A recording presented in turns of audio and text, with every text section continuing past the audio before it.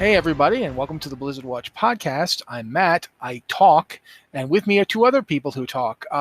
First up, Liz Harper, editor-in-chief of the site. Hi, Liz. Howdy. As you can see, talks. Can't beat it. Also, another person who talks, Joe Perez. Hello. Did you know a pea is neither a pea nor a nut? Or peanut is neither a pea nor a nut? Yeah, whatever. Words are hard! A pea is a pea. That's true. A pea is a pea. But anyway, yes, he is correct. It's been a long week. Peanuts are neither peas nor nuts. It's Tuesday, Joe. You know it's Tuesday. That doesn't contradict his statement. Doesn't contradict it at all. Anyway, so yeah, we are here doing the Blizzard Watch thing, talking about Blizzard Entertainment, its many games, and its foibles lately. We're going to still end up talking about some foibles today. Sorry, guys. But we're going to try and actually talk about games first. Diablo II Resurrected, the beta is August 13th. I believe it's the early access beta. Is this August 13th? And I'm looking forward to it because Diablo II Resurrected, when I got to play it before, was really good. And so I'm hoping to get to play more really good Diablo. And that will be nice. The pre-order thing is up right now. If you pre-order the game, you've got a better chance to get into the open beta early. Do you have a post on the site about it?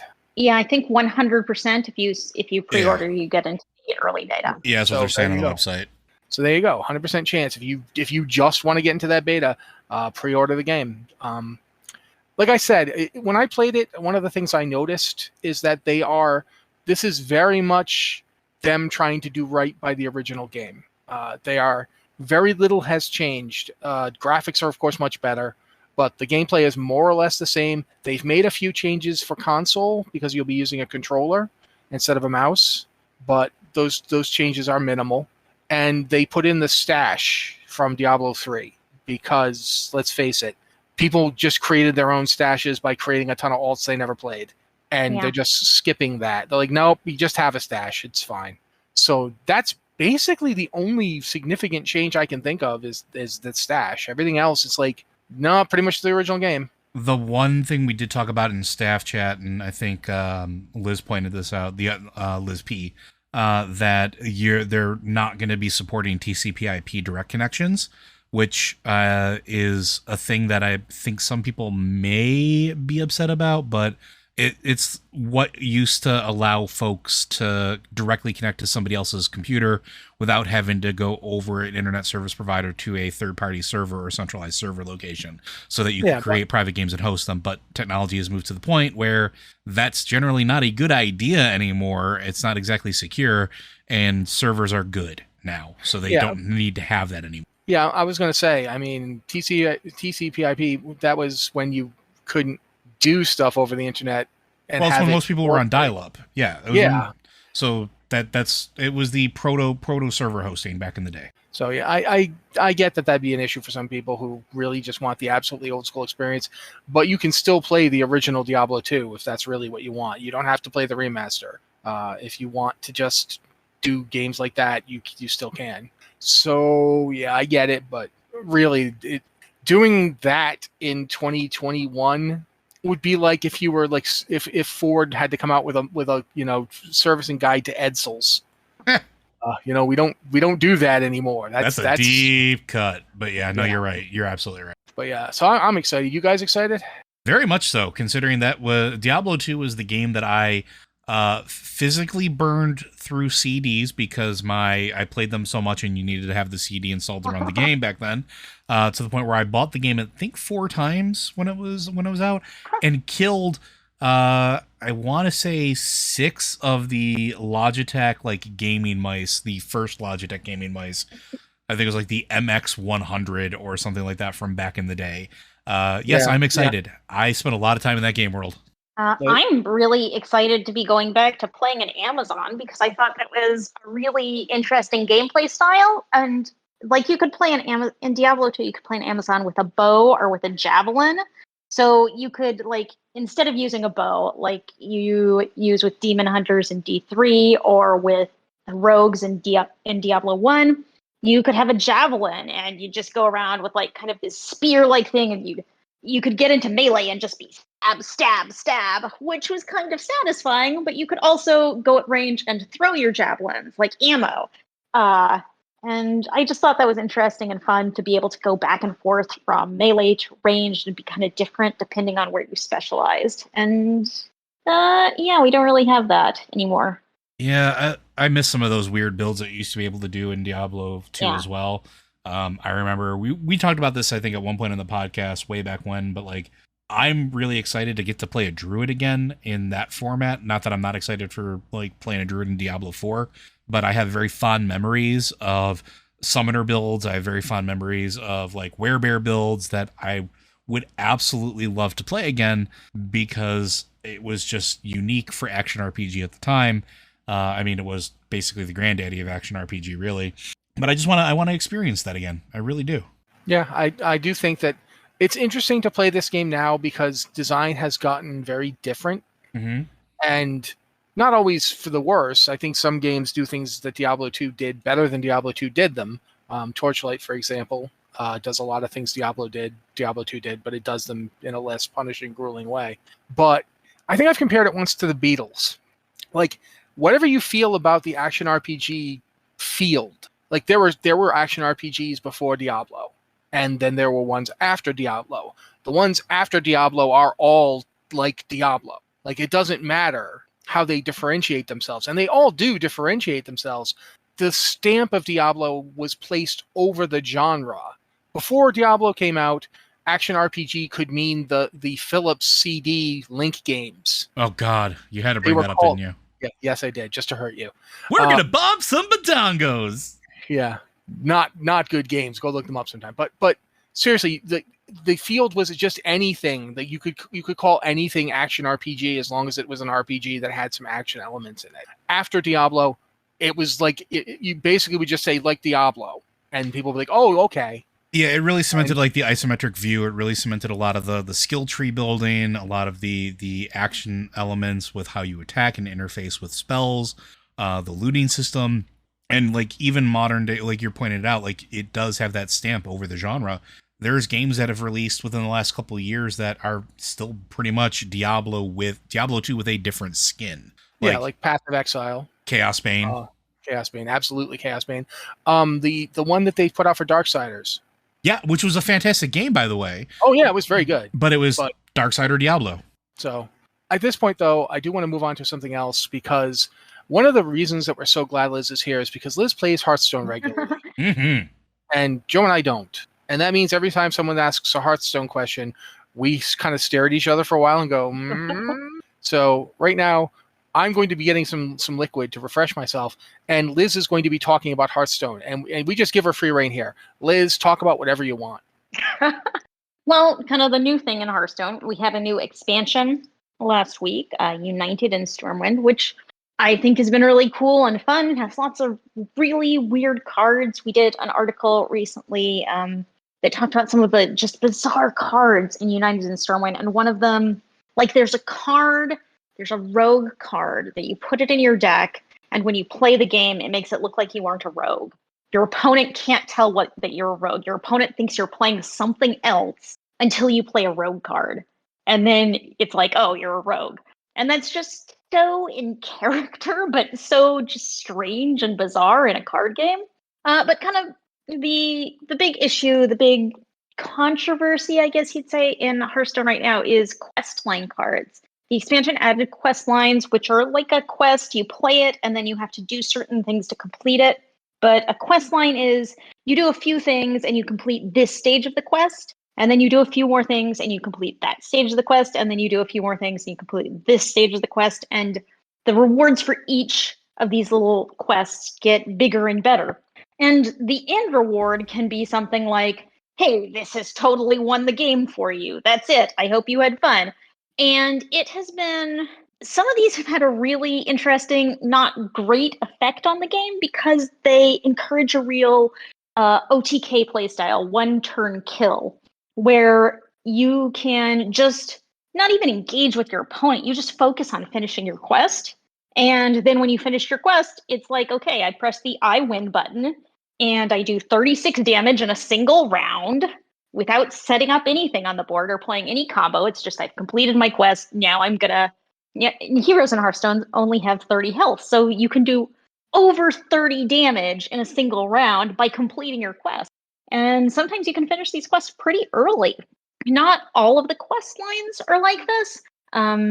What was it? I know Warlock's really bad right now. The Mage, Warlock, and Demon Hunter are all pretty rough in that they can be like, they're really killer if you finish them, and especially if you finish them early and your opponent just has no chance to respond to this stuff because you're just hitting that I win button when you finish the quest, and it makes a game that's not very interactive. Your opponent is never really engaging with you because they don't have to. They can just focus on doing their quest. And you can't stop them necessarily. Yeah, I wanted to ask.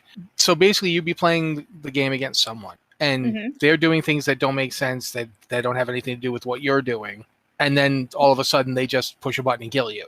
Basically, you can see that they've played a quest. Like you have to play. There's like a card that you play to start the quest, so they can see that you've played a quest and they can see the requirements for the quest. But it's like you can't do anything to get rid of a quest once it's played, and there's not really a lot you can do to stop your opponent from completing it. So you have to try and basically kill them before they kill you. Like you have to try. Yeah, you're really trying to just let's kill them as fast as possible and hope we can kill them before they kill us. Like the priest quest line. The priest quest line actually hasn't been getting a ton of play. I think because it takes a long time to complete. It requires you to play a lot of minions of specific costs, so you literally can't finish it until turn 10. But the final reward for the priest quest line is a card you can play, and the effect of the card is destroy the enemy hero.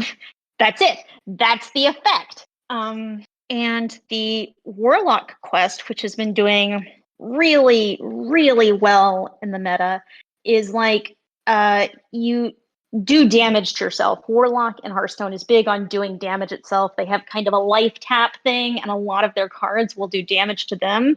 So it's like each step of the quest is you take some damage, and when you take this amount of damage, you deal damage to the enemy hero and you heal yourself.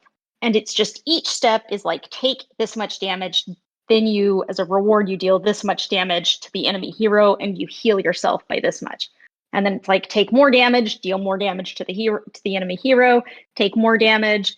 And the final step of the quest gives you a card that for the rest of the game, damage you take damages your opponent.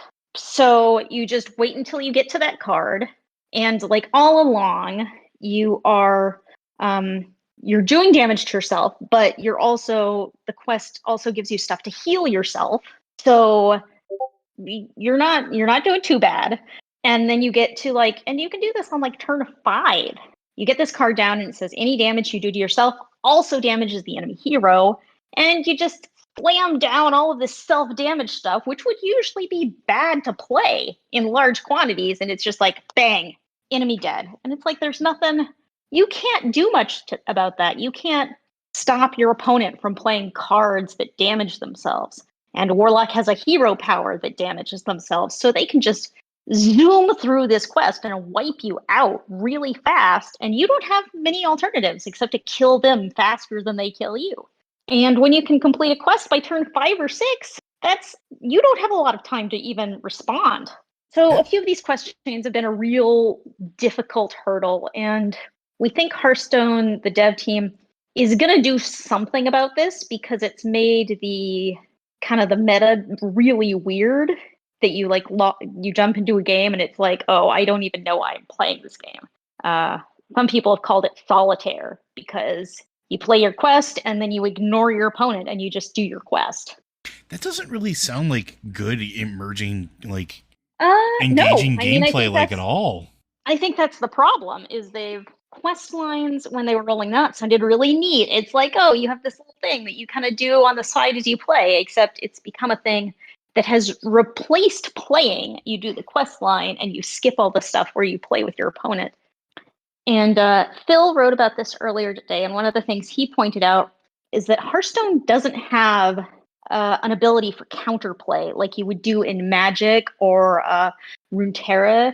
Yeah, it's also very limited in its deck size too, which also lends it to a certain like direction, right? Yeah, but it's like you cannot take any actions on your enemy's turn. Mm-hmm. So, like Magic, you can do things like you can do responses. When your opponent does something, you can do something in response, like immediately with specific kinds of cards, right? Yeah, yeah. So, like, as somebody who's just recently gotten back into Magic, that's accurate. Like, you have basically instants and counters and things like that you can play and interact with on your opponent's turn, which I always thought was interesting that Hearthstone never had anything like that. Hearthstone does have one thing kind of like that. It has secrets. You can play a secret, and something will later trigger that secret. Like if your opponent does a certain thing, then the secret will come into effect. But It's not like the same though. You like. Yeah, it's not the same. It's not active. You have to predict. Like mages have a counter spell secret, and you can put it down, and it sits on the board. Your opponent doesn't know what it is, but when they play a spell, it counters the spell. Right, but you don't have any no control over control. what spell gets countered. Yeah. Yep. But I also think that was part of the original design philosophy for Hearthstone. Not to stick on Hearthstone too much though, but I remember that being like one of the talking points about it was that yes, these are smaller decks. It's quicker gameplay. It's bounce in, bounce out. And this is before they started doing all these grand adventures and quests and all these other things. And it seems like almost like from the beginning, some of that is maybe making some of the later things that they tried to do a little more difficult to pull off. I think if the quest reward card wasn't like basically death to your enemy, it would be fine because people would still have to like pay attention to what their opponent was doing. Yeah, maybe. But since if I just finish this quest, I will get the ability to like turn my opponent into a frog forever. Or what have you. I don't know the things, but you get what I'm saying. Because the reward is like literally, as you pointed out, like it's like one turn kill. It's like one shot kill. Once I get this, you're done. I think that if you're going to leave it where you don't have the ability to do anything about it, I think it would be kind of interesting if there was a card that could like be used as a cooldown, like in a World of Warcraft, where like so you're gonna take a ton of damage, you would have the card in your deck and it would automatically like play when you're about to get destroyed by something. Like if this will take you below your, if this will kill you, this card plays and you only take half damage, like Shield Wall or something. Yeah, I mean you can kind of do that with secrets, but you have to play them in advance, and you don't have control. I mean, literally just a card in your hand that would do it. That kind of thing. Either have that kind of thing or don't have a card that just insta kills people. I think that's. If they make a change, that should be the kind of change they make. These things should be important and powerful, but they shouldn't just wipe you out. Because then it's like, you're not playing me, you're playing the quest. You should still have to play me. You should have to like beat me, not just beat the quest and then use the quest reward to destroy me. One possibility could be to make them more defensive. Like imagine if you got one of those things that just made you invulnerable to all damage for a round or something. Like the thing is, it's the quest lines that are getting played a lot are only the quest lines that are like, I'm going to instantly destroy my opponent. And the quest lines that are more balanced and not insta kills and just give you interesting abilities or useful tools to do different things or buff you up, those aren't getting played. People are just ignoring the ones that aren't like super overpowered. So like, where's the balance between having something fun and engaging and interesting to add to your gameplay and having something that's just so powerful it obliterates anything your opponent could do? And that's just a problem with like TCGs in general, right? Like, that's something that's always existed. I mean, like, and I've heard people talk fondly about like the old days of Magic the Gathering, but a lot of people forget that there was a turn to kill. Like from the very beginning, since alpha of that game, right? So like that's always kind of a weird thing with TCGs in general, is where is the balance point? And for some it's deck size, for some it's the ability to interrupt things. There's ones that are trying to do like whole new gameplay. Keyforge is another one that like just recently came out like a couple years ago. At this point, might have been longer. I don't know. Time is weird. But it tries to do sort of that engaging gameplay where you still have a goal and your opponent's whole purpose is to stop you from accomplishing that goal while they go for the same goal, which is forging keys. And so like you interact in ways that are like interrupts or creature disruption or stealing their ember or things like that. But it feels way, way more interactive. And the way that they balance it is instead of you getting to build a deck, all of the decks are pre-conned and they don't change. And they have like, that's how they found their balance point. So you buy a $10 deck and that's it. It's yours. It's registered to you. And that's what it is. But it has, you still have that interactive gameplay between people, and they try to keep it balanced out with another thing called chains, which is limiting your draw or hand size based off of how powerful your deck or abilities are, to give your opponent a chance to catch up without completely getting obliterated. And it's one of the few TCGs that I've played that really tries very, very hard to find that balance point. And I don't know how you do that in Hearthstone. Like, Hearthstone always felt like that quick mobile TCG. And this is not a shot. Like, if people love Hearthstone, like I'm all for it. This is just an observation where it was built around that idea of quick play. And unfortunately, part of the idea of quick play is giving those combos that are possible with cards in smaller decks, so you draw them more frequently, that just instant kill or do a ton of damage or put you in an overwhelming position. So like, that was always one of my criticisms of it, just as a thing. And I don't know how you fix that. I don't know what the right way to do that is.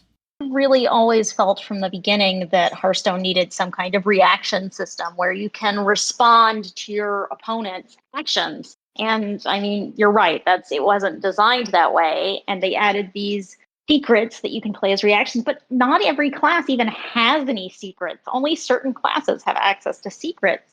And so it's weird. It really limits the ways you can counter your opponent. I mean, I enjoy Hearthstone a lot, but the current meta, it's weird. If you meet someone playing one of these quest lines, it's just not super fun to play. And hopefully we'll figure this out. Hopefully they're going to change up the balance or do something towards not just one turn kill every time. Okay. I think we've probably discussed Hearthstone to the point where I need to make us talk about something else, unfortunately, which means I have to be more engaged. But one of the posts we did fairly recently, it was last week, but it was near the end of last week. Burning Crusade Classic is apparently on their PTR taking the spit emote and toning it down. They're not taking it out of the game entirely, but you can only like /spit at NPCs or just at nothing. You can still use a macro that's basically uses /spit to say someone spits on someone else. You can still do that. I'm kind of hoping they deal with that, but for right now, you're not allowed to spit on other players. And I think, I mean, I wrote the article, and the thing I wrote was good because it's gross to spit on people. Just straight up, ugh, not good. But I thought we might get a more nuanced response from the other two people here. So I'm going to start with Liz. Liz, what do you feel about this? Should this be just in Burning Crusade Classic? Should it be everywhere? What should happen with this? I mean, what good is there to be able to spit on other people? And I mean, there are lots of ways that players are, toxic to other players. And it's like, we don't need to build in tools that make it easier to just act like a jerk to another player. There's no good reason to spit on another player. So why is this in any of the versions of the game at all? We don't need this. Dang, I was hoping that would go longer. Joe.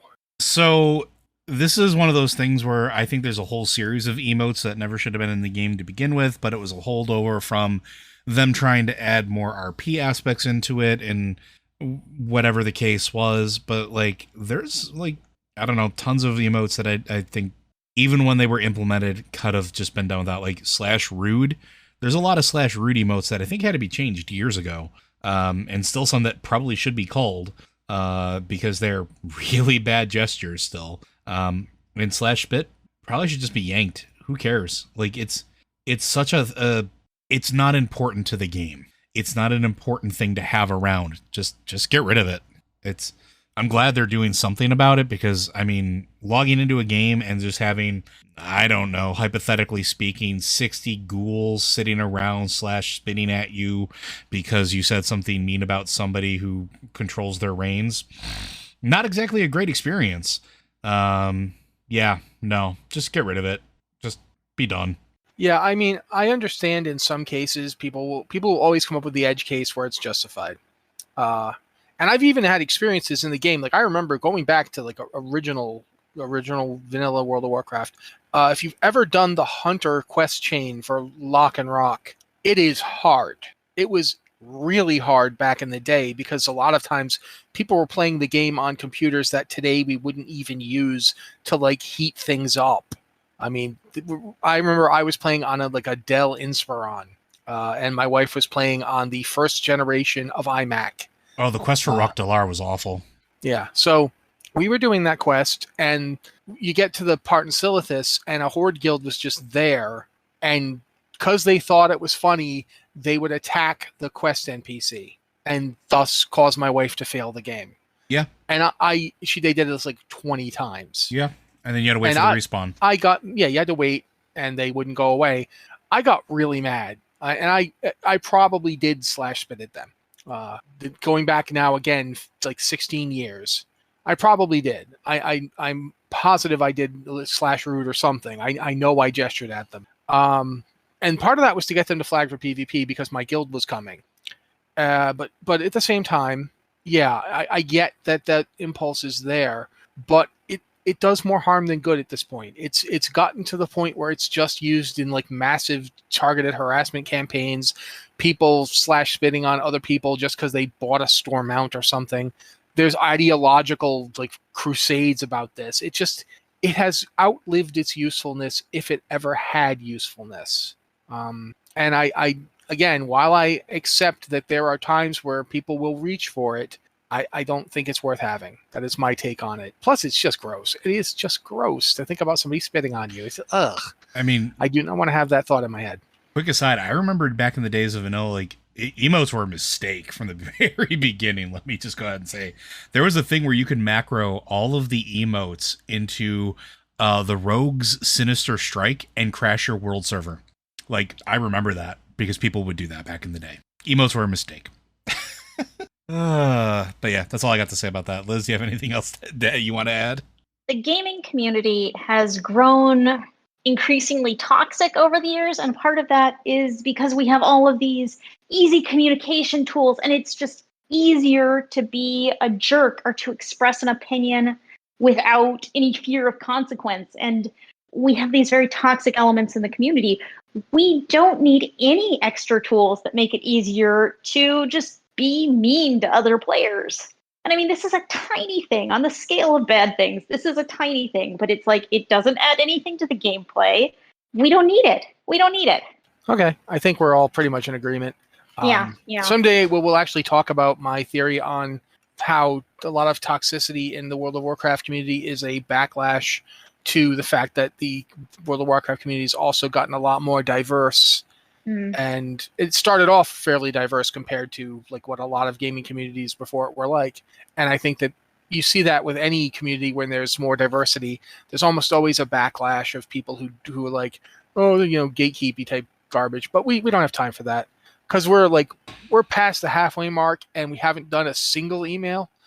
So I kind of want to get some of them in. Unfortunately, we have one more story to talk about. It was basically the fact that one of the investor groups at Activision-Blizzard is not happy with how the Activision-Blizzard board has been handling the lawsuit from California's Department of, I always want to say Fair Employment and Housing, but I can't remember if it's Fair Employment and Housing or Employment Department of Employment and Housing, DEH. Oh. Okay. But I thought it was Employment and Fair Housing. Maybe. But doesn't... I think it has an F. The fair is in there somewhere. Yeah, but regardless... They're not happy with the lawsuit, and they don't feel like the Activision board has been handling it very well. I tend to agree. I feel like there's definitely room for improvement there. But, I mean, I'm still much more interested in what the various employees of Blizzard have to say than a bunch of investors who will make money regardless. Although I would like to point out that the one thing that I thought was really important from that is even they are calling for the board of directors to have an employee elected representative, which is pretty much unheard of in corporate structure. Oh yeah, absolutely. Like That's kind of, and that's the board and the investors calling for that. Like that's not a joke. Like that's a big important thing. So, but at this point, we are going to move on and do some emails and questions because, I mean, that's one of the things we do here, and also because it means we'll get to interact with you guys some.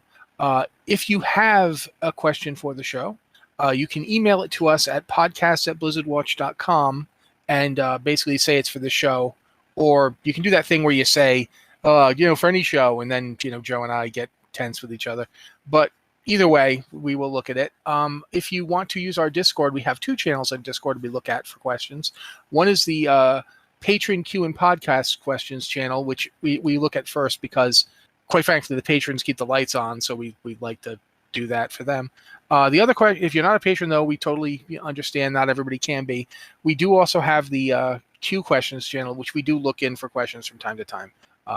So usually what happens is Joe reads them, but now that Liz is here, we can have both of them read them, and that way nobody's throat gets as dried out as it might otherwise. So I'm going to ask Liz to start us off by reading the first question. All right. Longtime WoW players, started in 2005 and have recently started playing Final Fantasy XIV. I started in May and have 200 plus hours played and hit max level on 2 jobs. They have the concept of the main scenario quest line, which all players must play through to experience the story.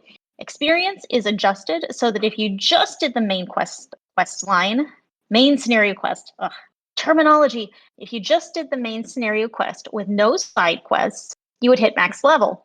Do you think that Blizzard could adopt a system to a better format, a cohesive story from levels 1 to 50, also from 50 to 60? That way people don't miss out on quests that are potentially important to the storyline. Thanks, Mareblood, Whisperwind, Dentard. Joe?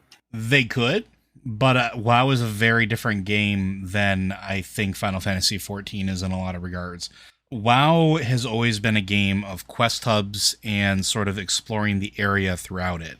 Like, you can speed through Final Fantasy XIV's main story quests, and yes, there's a lot of them, and there's a lot of hubs that you get to visit, but I can tell you, as somebody who's done this myself, while it's great, I know nothing about the areas that I'm in. Like, once I move to somewhere else or go somewhere else, or I think where I left my bunny barge, she's in a quest in the frozen north. I'm waiting to do the next part of my MSQ so I can move on, and it involves an instance at a higher level. But that's the other problem with it, is that those MSQs also involve direct things with the roulettes and the dungeons, and not everybody wants to do that. Whereas in WoW, there is that option where if you don't want to do a dungeon, you don't necessarily have to. Now, could they streamline the storytelling experience in some of the older expansions? Probably. But I think that the quest hubs are made specifically to force you to go and explore the areas of the World of Warcraft in general.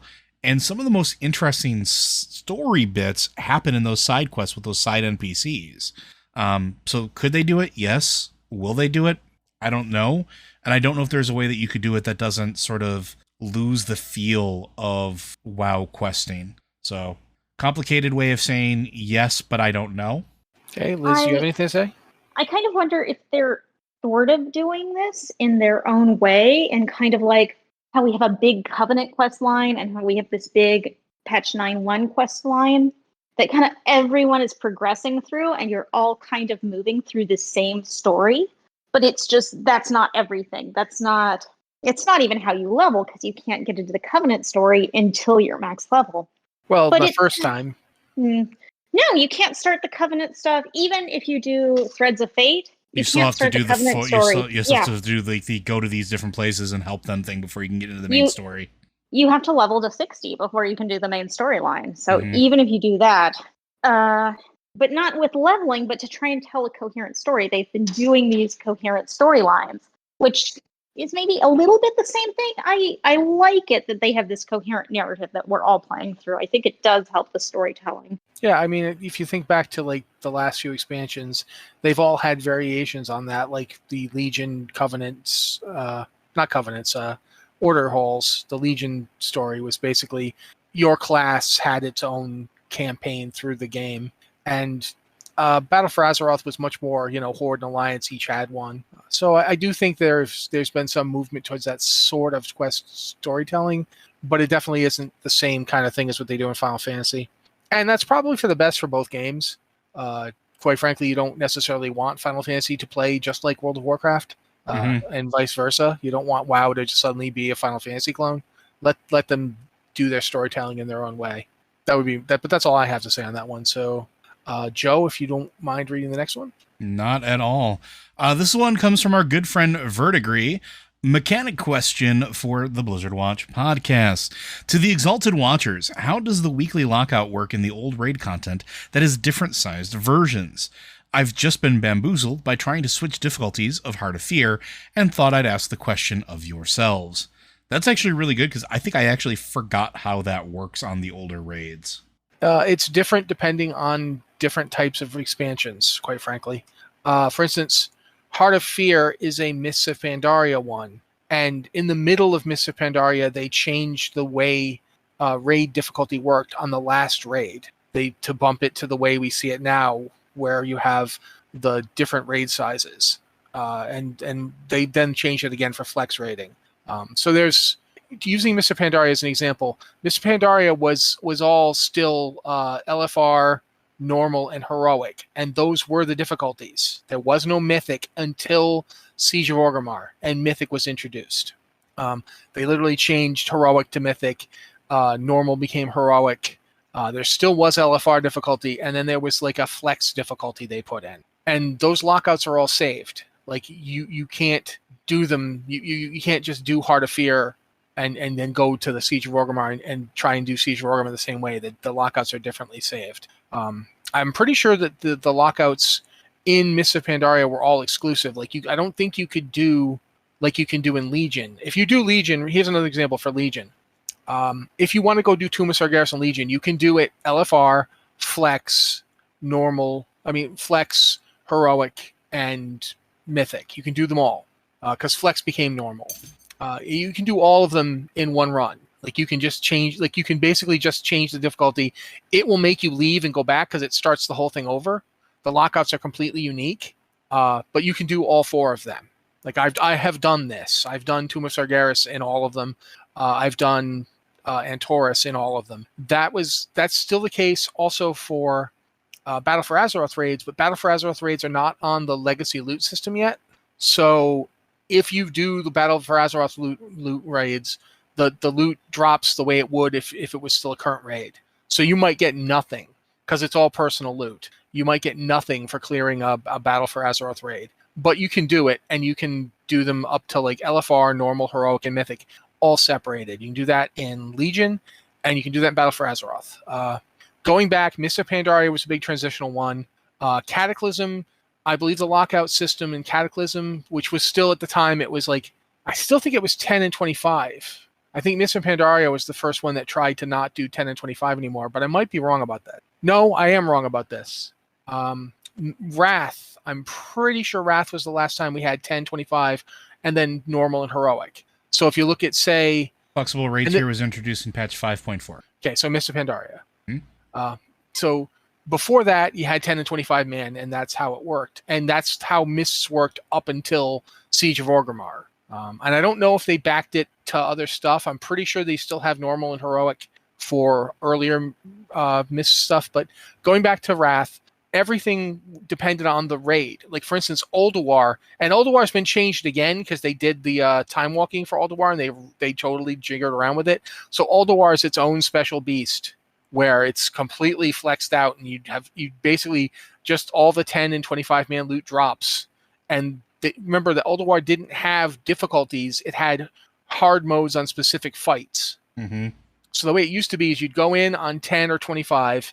And then you deliberately make a fight harder by doing something specific, like blow up XT's heart before it got to a certain point. Now doesn't have a heart anymore, and now he's much, much harder to kill. Not killing trees for what's her name? Why can't I think of her name now?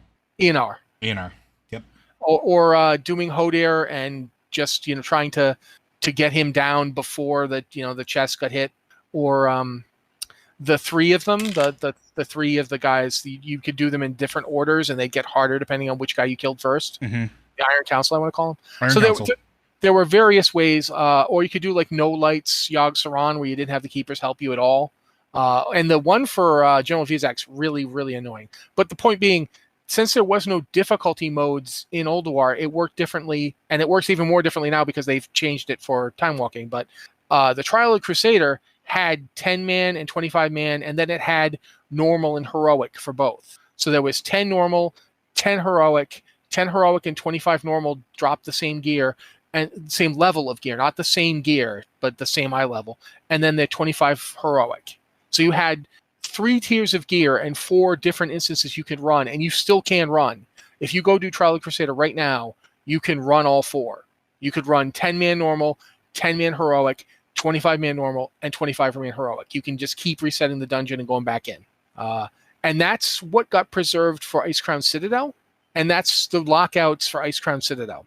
If you do Icecrown Citadel, it's 10 normal, 10 heroic, 25-man normal, 25 heroic, and you can do all 4 in a run. If you switch it while you're in there, there will be problems. And I believe you can actually get yourself in a situation where you can't go into the heroic version if you killed bosses first on normal, or vice versa. If you kill bosses on heroic and then switch it to normal, that'll be it. You can't switch back to heroic. It's very confusing, and it's dungeon by dungeon, unfortunately, raid by raid. So yeah, I just talked for a long time. I'm sorry, but it is not simple, and it is not consistent because each expansion did something different with raid sizes. I'll also say that the Warlords of Draenor raids, you can basically do everything I just said for Legion, but they are extremely picky. Even now, it's very easy to lose on the fights on the hardest difficulty, even though you do more than enough damage to clear them, because if you do them too fast, the mechanics still kill. Yeah, something will bug out. So be aware of that if you are trying to do multiple, say, Hellfire Citadel runs. When you're doing the highest difficulty, you have to be real careful to actually pay attention to the mechanics and still try to complete them somewhat. Gorefiend, for instance, you can make Gorefiend just despawn if you hit him too hard. I have done this to myself. It's quite annoying. So you kind of have to take it easy and actually pay attention to the mechanics, and then you can just kill him after you get it to a certain point. If you just insta-kill him, then they will bug the fight out. That's not related, but there. So I hope that was in some way useful. If you've got anything to add, Liz? I think really the point is that every raid is kind of a special snowflake, and there's no standard rule that applies to everything, which is unfortunate. Yeah, because they kept changing the way they were doing raiding as the expansions went on. Like, for instance, there's no difficulties for Molten Core. You just walk in. There's one raid. Every vanilla raid, there's just the one raid. You just walk in and do whatever. And that's also the case. I think that's the case for Burning Crusade, isn't it? Yep. I think there's there's 2 10-man raids that just are 10-man. There's Karazhan and Zul'Aman, and then everything else is 25, and that's it. And Wrath was the first time they started doing variable raid sizes. So it gets more complex as you progress through the expansions. But I think that answers that. And we've got enough time to do at least one more. So, Liz? I'm going to skip to the question by 6K because I think the other one may take a little time. Okay. So, question for the podcast. Now that patch 9.2 isn't coming out until 2023, which, 6K, I think that may be a slight exaggeration. We'll see, but I think it's a little bit of an exaggeration. Which of the previous expansions would you like for them to bring back in their classic series to help pass the time? Which one do you think still has enough content to help fill the new 5-year release schedule? Again, I think that's an exaggeration. We slowed down development, but I don't think we're going that long. But we did have a long wait between the launch of Shadowlands and 9.1, a really long wait. So, yeah, what do y'all think would be a good time fill from the past? Cataclysm. Yeah. Cataclysm. Really? Cataclysm? Cataclysm had a ton of content. Yeah, because it's got the entire different world. I mean, it's got all the quests from 1 to 60 that were redone. Replaced. Yeah, redone. And then you can also do. But here's the thing: when I say Cataclysm, I don't mean tack Cataclysm on to any of the current classic servers. Create its own. Yeah, create Cataclysm servers that are just Cataclysm, because it would be annoying if you are the kind of person who likes playing, say, original, what do they call it, a legacy era, or whatever they're calling it now for. I don't know what they're calling it, just WoW Classic. I think it's just WoW Classic, and then there's Burning Crusade Classic, and they're separate. Yeah, and so if you were someone who's playing in those, you want to stay in those. You want to because you want the world to be that world. And I don't think anybody would appreciate having Classic come along and change that world. The whole point of WoW Classic is to have pre-Cataclysm WoW back. So don't tack it on to any current servers. Make new Cataclysm-only servers and let people start at level 1 on those servers and play through the whole thing. And I think people that did that would get a much better game experience out of it, because fully half of Cataclysm's development was the 1 to 60 stuff. Mm-hmm. Yeah.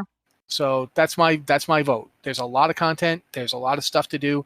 There's Deathwing, who is super cool, although I have some problems with him. But big dragon threatening the world. That's kind of cool.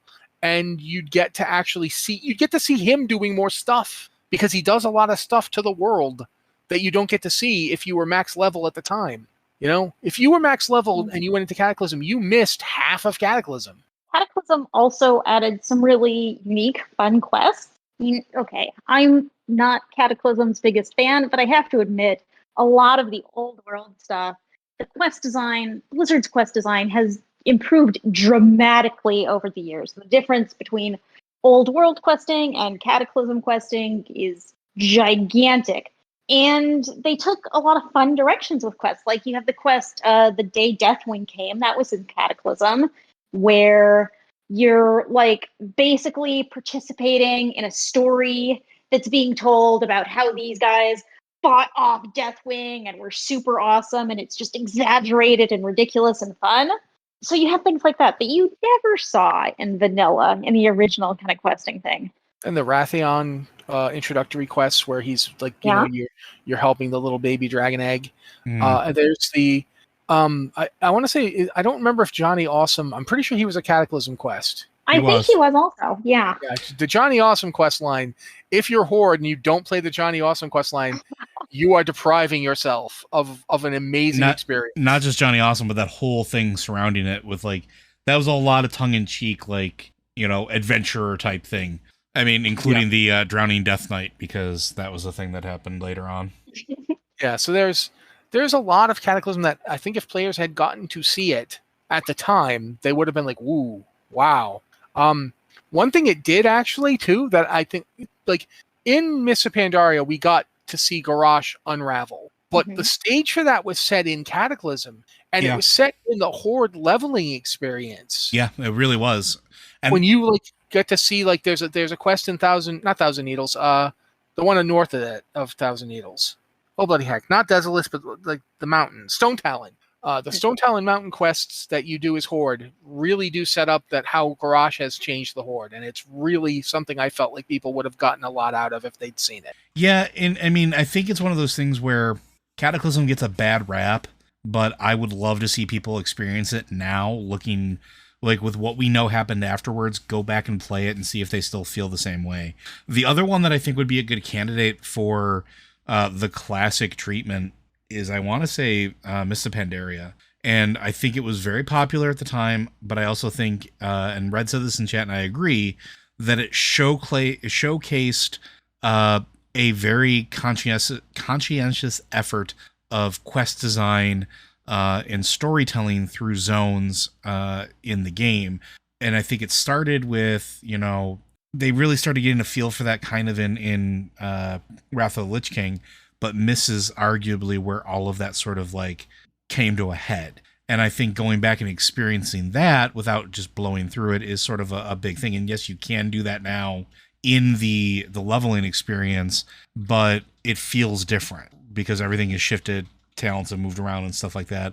Experiencing it with all of its heavy storytelling, all of the remarks about the Shah and learning how things get twisted and the impact that we have as warring nations and warring in groups of people on other folks that had nothing to do with our fight to begin with. It was a very powerful, very important, I think, expansion that I would love to see get the classic treatment so people could actually like spend some time with it and, you know, go back through those quests and again, look at it now with what we know happens after and sort of like see where those threads were kind of starting to come together. Because like you said, like Garrosh becoming unhinged started before that, but there's stuff that happened in Mists of Pandaria that moves forward, like the Rathian stuff, a lot of stuff with Anduin, like the ton of stuff with the Horde in particular outside of Garrosh that now you can go back and look at and have a completely fresh look at. So what about you, Liz? I don't think I have anything to add that hasn't been talked about. Like, Cataclysm isn't my favorite expansion, but now hearing Matt talk about it, I think it wasn't my favorite expansion in large part because of the gameplay changes, because that was when they switched over to talent trees as we know them now, where you just pick from 3 instead of fleshing out a tree in a more kind of traditional RPG style. And I really liked the old way. I still really like the classic talent trees and that idea and how you could customize with them. But they changed gameplay so much in Cataclysm that the game didn't feel familiar to me anymore. And it wasn't... Aren't you playing a paladin? I was playing a paladin, yes. Yeah, every paladin says that because they Really? brought in holy power. Oh yeah, Alex used to complain continuously about Cataclysm.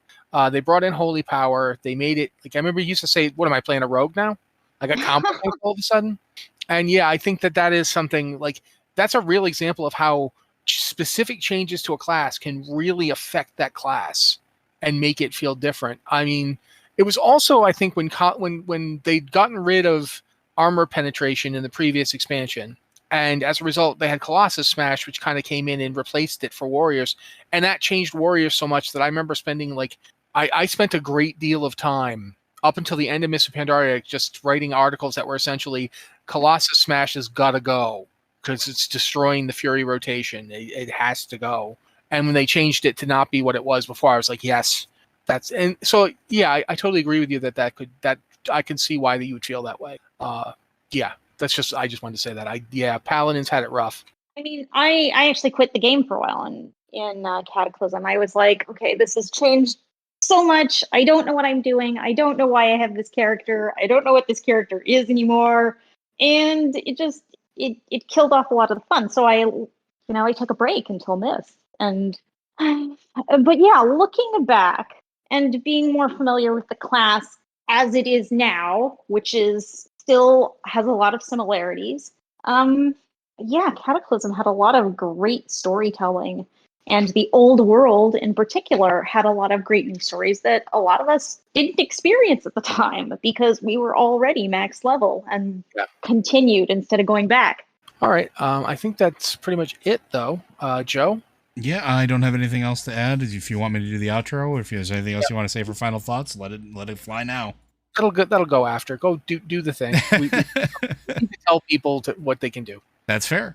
Blizzard Watch is made possible due to the generous contributions at patreon.com/BlizzardWatch.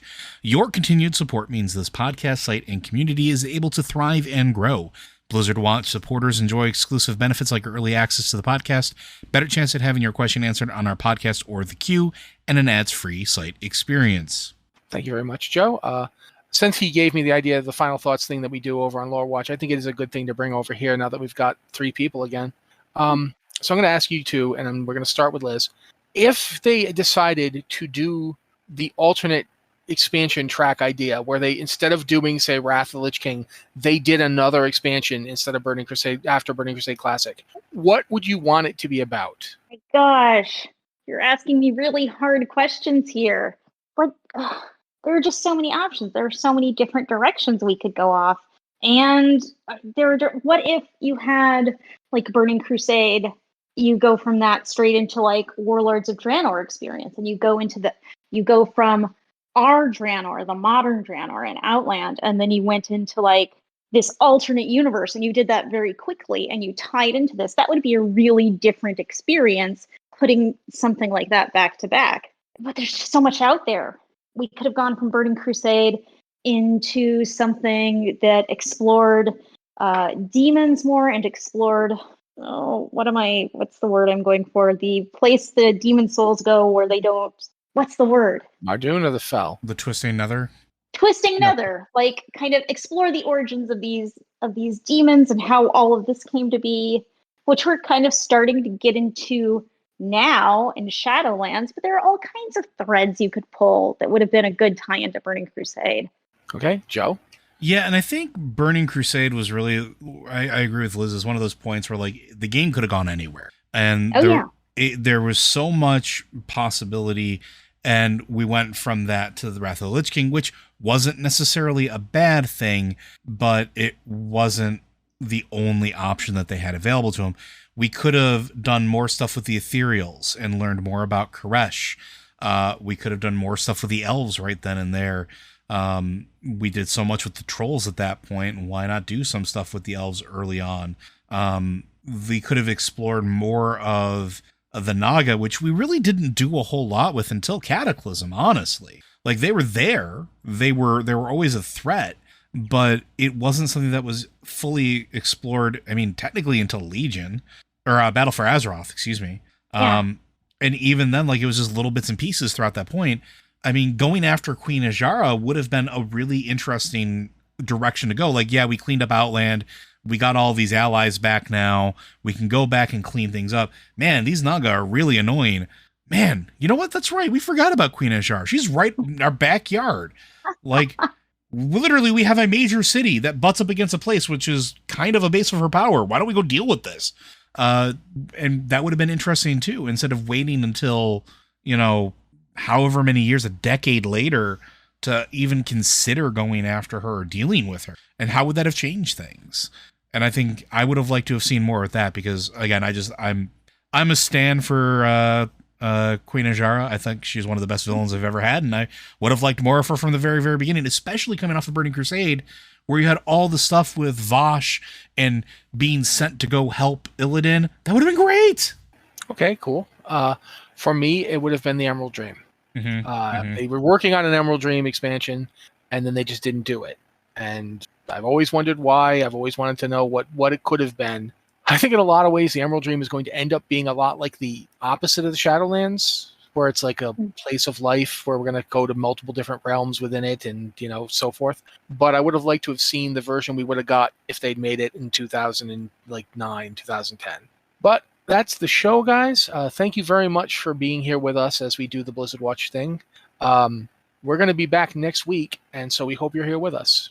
Bye, everybody. You guys should say bye, too. Bye.